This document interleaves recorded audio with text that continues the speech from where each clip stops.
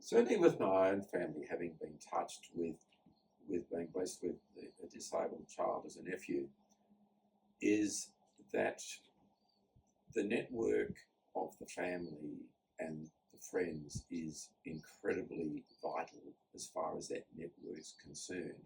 There is no point having a house in Miranda for a kid whose family network is in Kwinana. Stuart, can I just get you to pull on a few of those threads about how important it is, the location of these places? It's very often, I gather, location critical more than actually house critical. You can furnish a house, but you can't change where it is. It's incredibly important. It's important because a lot of a person with disability support network is their family and their friends. Therefore, they need to be in a location where those people are around them as part of their support.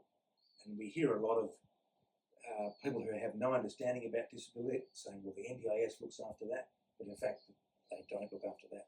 Only 12% of people with disability are on the NDIS, and a tiny fraction of those have any sort of government type housing, especially disability accommodation, for example. So it's just so important that people with disability are living in the same area where their family and friends are. And because we're in the South West, that might be in Bridgetown or in Pemberton or in Dunsborough or in Kawarama.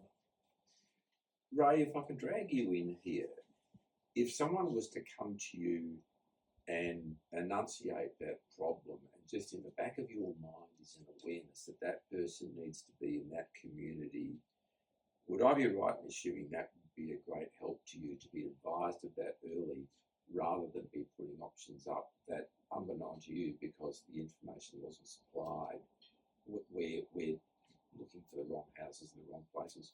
Oh, definitely. So if we had someone come to us with that was needs specific with a disability, we'd certainly be able to keep them in mind for any suitable rental housing that came up within the area they needed, particularly as we touched on before with being closer to family and community rather than perhaps sort of out of town, particularly in the regional areas. It's definitely a consideration. Or they might need to be close to public transport. So we'd keep that in mind and contact them directly if any suitable properties come up that may suit their requirements.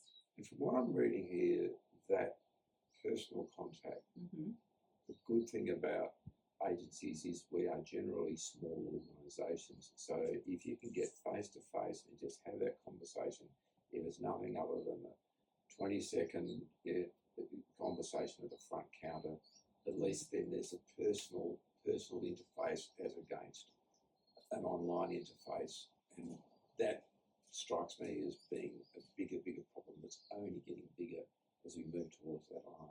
And that's exactly right. And as a property manager, we realise the importance of being contactable and being able to, to not only communicate via email and phone, but make ourselves accessible to potential, tenants and clients that want to be able to sit down with, a friend or an advocate and have a conversation about their needs and how we can assist them in securing, a stable rental property.